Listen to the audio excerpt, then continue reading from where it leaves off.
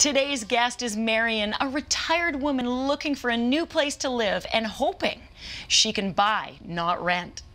Welcome to the show, Marion. Thank you. It's a pleasure to be here. Oh, it's great to have you, and I'm really looking forward to hearing your story. Tell me your story. Well, I'm a retired school teacher who spent the last 18.5 years of my career teaching in Australia. Well, that sounds glamorous. Yes, and so I got over there because I met a fellow here who went to teach at the University of Western Australia. Oh, so you moved because of a boy. I did. Mm-hmm. It's happened before. Yes. And then that didn't work out for very long. We were only together for about 3 years. And I decided, because I liked Australia and because I was already into the teaching game there, that I would stay. And did you enjoy it? I did. How many years were you there in total? 18.5. Wow. So you stayed and taught. Yes. Did you find another mate at some point? I did. I moved from Perth up to Geraldton, and I found a mate in Geraldton at a theater called Theatre 8. Oh, wow. Tell me a bit about him. Well, he was a dinky-die Aussie, and he was a very generous communicator. He was a great communicator, and we met at a fundraising do. It was a game where you had to answer a whole lot of questions, and the team that got the best score won a case of wine. Did you win the wine? We did. And did you share it? Yes. And what happened with that relationship? Well, unfortunately, we married, but a year after we married, he died. And oh, no. Yeah. That must have been so difficult for you. Yeah, it was a hard time. So what did you do at that point? Where did you turn? Did you want to come back to Canada? Did you stay? Well, my family came over and really helped me a lot, but I was really at the end of my career, and it was silly to just give up a pension because I had only a few more years to go, and then I reached pension age, so I decided to stay. Good, so you stuck it out. I did. And then once you retired, is that when you moved back to Canada? Yes, yes. And then when you moved to Canada, tell me a bit about your living situation. Do you rent or do you own here? Yes, I moved back, and I moved in with my sister, who was renting, and so we shared the rent for 6 years. We're still sharing the rent, but unfortunately, in that situation, the landlady, as she aged, she was unable to do the stairs into the house, and so she had to sell. And so both of us were looking at, what are we going to do? And so you got evicted. And not for naughty behavior. You just got evicted. We got evicted, oh, yes. Dear. Yes. Yeah. So nowhere to live and trying to figure out what's next. Yes. I bet you that ties into, what's your big question for me today? Can you help me, advise me how I can perhaps get my money together and buy a condo of my own? Oh, you bet I can. So don't go away. Find out if Marion can buy her own place, or is she better off renting, when we return.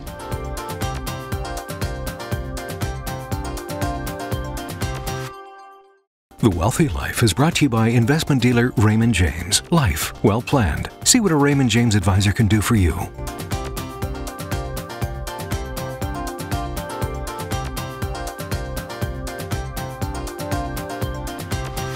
Welcome back. We're here with Marion to see if she can afford to buy a condo or if she's better off renting. Well, Marion, when we left off, you got evicted from your last place because your landlord sold the house, so it's not that bad of a story. But you would like to buy your own place instead of renting if you can. Yes, I would. Tell me why you'd want to own instead of rent.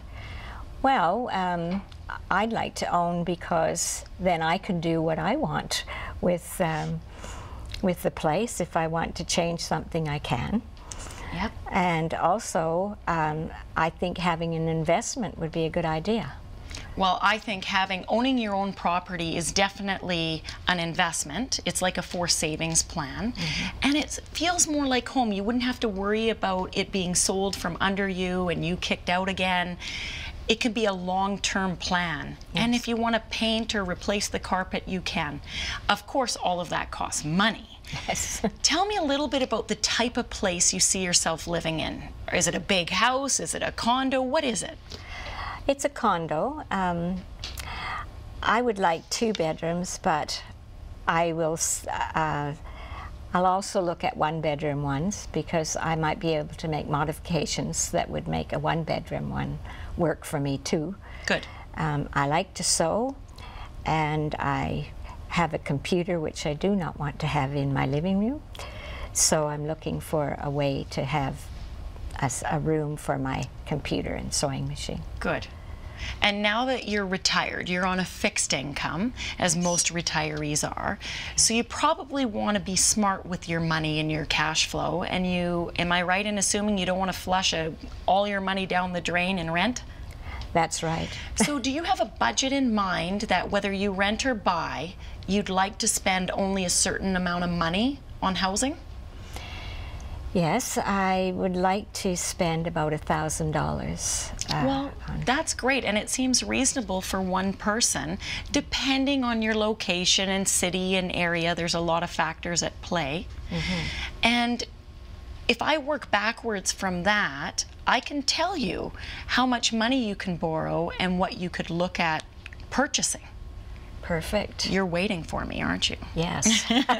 I'm not quite there yet. Okay, so on $1,000 a month, have you started looking at some condos, and have you figured out what the strata fees are going to be every month? Yes, I have looked at some, and I think strata is going to be about between 215 and 315, okay, somewhere in there. And then you're also going to have to pay property taxes. Although Yes. being a senior, I encourage you to look at deferring your taxes to free up your cash flow. And I can give you some more information on that at a later date.